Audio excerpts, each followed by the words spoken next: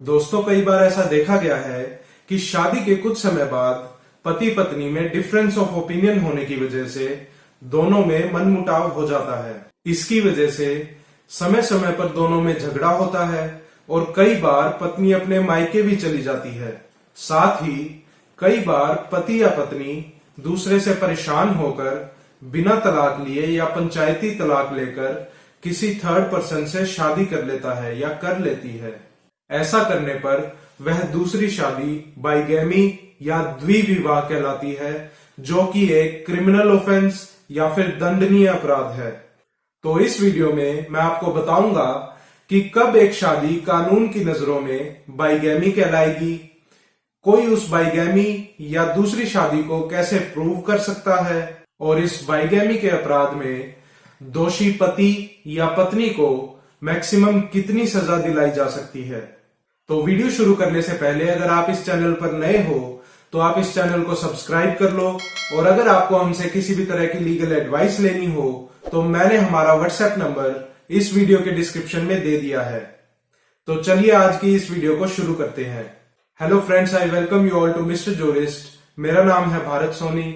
Let's grow with law. जब भी पति पत्नी के बीच में लड़ाई होती है तो अक्सर ऐसा देखा गया है कि पत्नी अपने मायके में चली जाती है और दोनों पक्षों में किसी भी तरह की बातचीत या सुलह ना होने पर पत्नी लंबे समय तक अपने मायके में रहती है, या फिर पति पत्नी का ऐसा कोई खास झगड़ा ना हो लेकिन दोनों में से किसी एक का अपनी शादी के बाहर किसी थर्ड पर्सन से प्यार मोहब्बत चल रहा हो। तो इन दोनों ही केसेस में अगर पति या पत्नी में से कोई भी एक दूसरे से तलाक लिए बिना ही किसी और से दूसरी शादी कर लेता है या कर लेती है तो फिर यह बाइगैमी कहलाता है। बाइगैमी एक क्रिमिनल ऑफेंस या दंडनीय अपराध है जो section 494 of Indian penal code 1860 में दिया गया है, और section 495 of Indian penal code 1860 भी बाइगैमी से ही जुड़ा हुआ है। यहाँ आपके लिए यह जानना जरूरी है कि कब एक शादी बाइगैमी कहलाएगी, या वो ऐसे कौन कौन से एसेंशियल एलिमेंट्स हैं जो किसी भी शादी को बाइगैमी का अपराध घोषित करने के लिए कंपलसरी है। सबसे पहले नंबर पर है कि अपने जीवन साथी को बिना तलाक दिए ही दूसरी शादी कर लेना।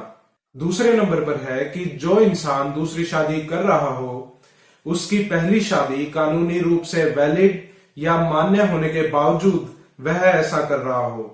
दूसरे शब्दों में कहूं तो उस इंसान की पहली शादी खत्म ना हुई हो या वॉइड या एनल ना हुई हो, फिर भी उसने दूसरी शादी कर ली हो, तो फिर यह बाइगैमी के लिए एक एसेंशियल एलिमेंट है।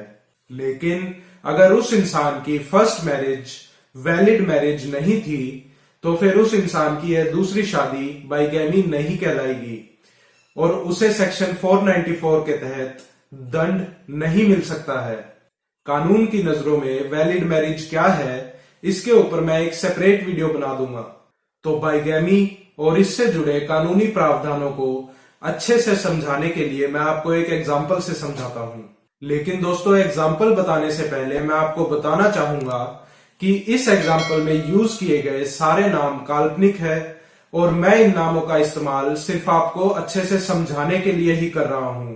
तो एग्जाम्पल कुछ ऐसा है कि मान लीजिए एक आदमी है जिसका नाम है जेठालाल और एक औरत है जिसका नाम है जयाबेन। जेठालाल और जयाबेन पति पत्नी है।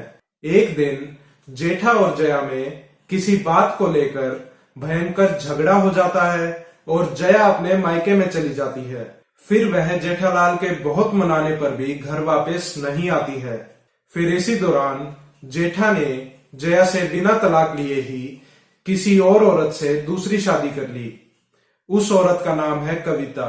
अब इस परिस्थिति में जया बहन पुलिस स्टेशन में जाकर section 494 of Indian penal code 1860 के तहत जेठालाल के खिलाफ एफआईआर दर्ज करा के कोर्ट में केस कर सकती है, और साथ ही जेठालाल की उस दूसरी शादी को section 11 of Hindu marriage act 1955 के तहत कोर्ट से वॉइड डिक्लेयर करवा सकती है या फिर खत्म करवा सकती है।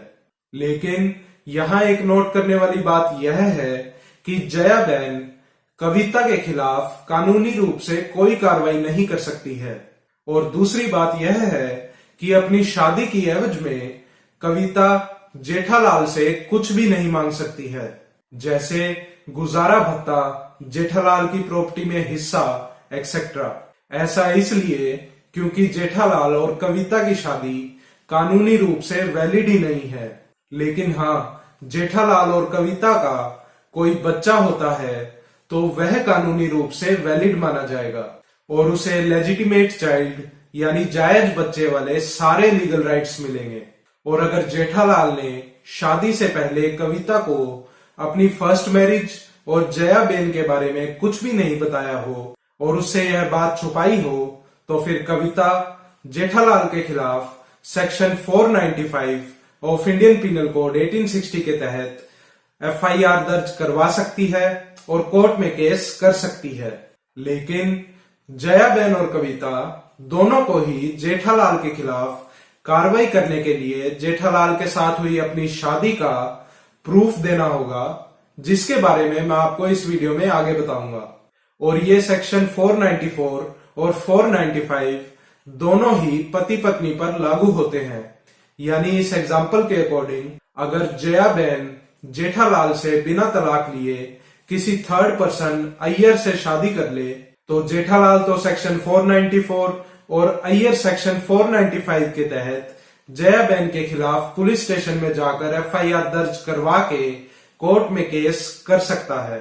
उम्मीद है कि इस एग्जाम्पल से बाइगैमी या द्विविवाह का अपराध आपको अच्छे से समझ आ गया होगा। दोस्तों, इस वीडियो के लंबा होने के कारण मैं इस वीडियो को 2 पार्ट्स में डिवाइड कर रहा हूं। इस वीडियो में आपने जाना कि कब आपकी दूसरी शादी बाइगैमी कहलाएगी, बाइगैमी के क्या क्या एसेंशियल एलिमेंट्स है और बाइगैमी का अपराध करने पर आप पर कौन सी धारा के तहत केस चल सकता है। नेक्स्ट वीडियो में मैं आपको बताऊंगा कि बाइगैमी का अपराध करने पर कितनी सजा का प्रावधान है, कैसे कोई बाइगैमी का अपराध करने के बावजूद सजा से बच सकता है, यानी बाइगैमी के क्या क्या एक्सेप्शंस हैं, और अगर आपका लाइफ पार्टनर बाइगैमी का अपराध करता है तो कैसे आप उसके खिलाफ इस अपराध को कोर्ट में प्रूव कर सकते हैं। इस पार्ट 2 वीडियो का लिंक मैंने ऊपर आई बटन में और साथ में इस वीडियो के डिस्क्रिप्शन में दे दिया है। तो दोस्तों, मैं उम्मीद करता हूं कि यह वीडियो आपको पसंद आई होगी और इस वीडियो से आपको कुछ नया जानने को मिला होगा। अगर आपको यह वीडियो पसंद आई हो तो इस वीडियो को लाइक जरूर कर देना और अपने दोस्तों और परिवार वालों के साथ शेयर कर देना। अगर आपका कोई भी सवाल या सुझाव है तो आप नीचे कमेंट करना मत भूलिएगा। और अगर अभी तक आपने हमारे चैनल को सब्सक्राइब नहीं किया है तो आप नीचे दिए गए लाल सब्सक्राइब के बटन को प्रेस कर लीजिए और साथ में बेल आइकन को भी दबा लीजिएगा, क्योंकि मैं आपके लिए लाने वाला हूं ऐसी ही और इंटरेस्टिंग नॉलेजेबल वीडियोस।